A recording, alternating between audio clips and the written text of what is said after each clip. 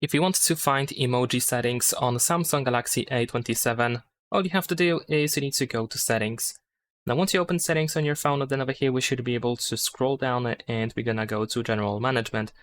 Then over here in General Management, go to Samsung Keyboard Settings, and you should be able to find Suggest Emojis option, which we can easily enable or disable by just tapping on this switcher. And this is pretty much the only setting that we have available that is related to emojis on the Samsung keyboard over here. Of course, this option might not even be available if you have predictive text completely deactivated. As you can see now, it is completely gone. So if you want to use, for example, emoji suggestions, then you want to make sure that it is enabled. But besides that, there is pretty much nothing that you can manage that is related to emojis.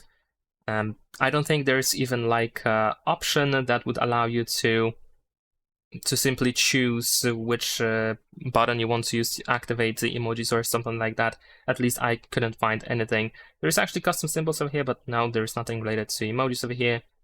So yeah, it seems that this is pretty much everything. Actually, maybe we can find something in here, but no, not really.